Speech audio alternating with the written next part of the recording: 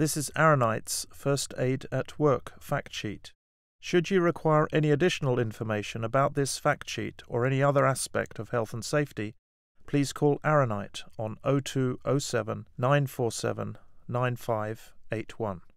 We start by looking at the legal requirements for first aid at work. Under the Health and Safety First Aid Regulations and the approved Code of Practice and Guidance, employers are required to provide adequate and appropriate first aid facilities for employees if they are injured or become ill at work.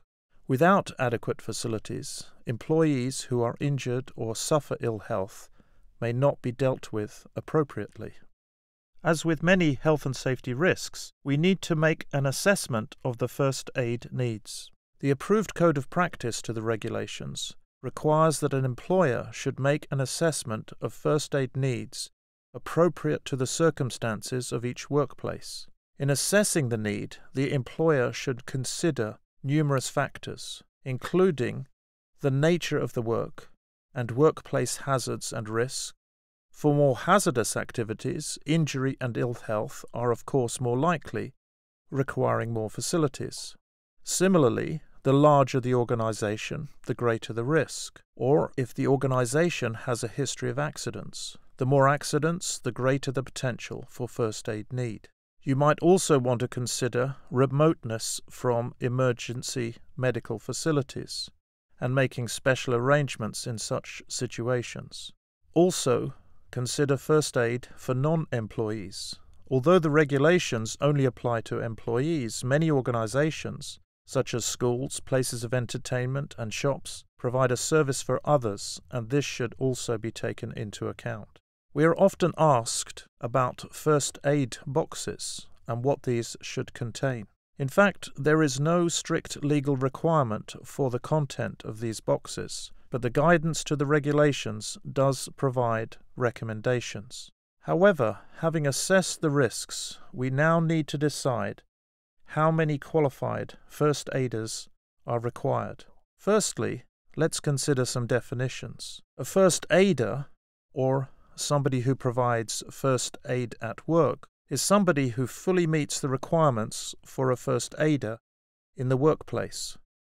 They have undertaken at least a 3-day training course covering emergency resuscitation and specific injury types. These are the best choice where a significant injury or ill health is a reasonable, foreseeable risk. Or perhaps you could consider an emergency responder, somebody who has had just a single day's training and has covered emergency resuscitation and key first aid actions. This is suitable for lower risk workplaces. Finally, an appointed person, somebody for whom no formal training is required.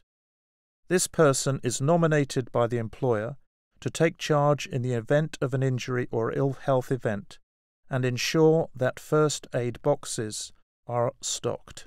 So considering these definitions, we now look at the number of each that might be required depending on your particular workplace environment. If you're a low-hazard environment, such as an office or a shop, with fewer than 25 people, you only need to have at least one appointed person. As the number of people increases, so you also need to consider different people with different first aid qualifications. With 25 to 30 people, you need to have at least one emergency responder, and then once you go over 50, you need to have at least one qualified first aider for every 100 employees. In higher hazard workplaces, such as engineering or warehousing or manufacturing environments, you need to have one appointed person if you have less than 5 employees. If you have more than 5 employees and less than 30, you require at least one emergency responder or first aider, depending on the type of injuries that might occur. And again, once you go over 50, you have to have at least one fully qualified first aider for every 50 employees or part thereof.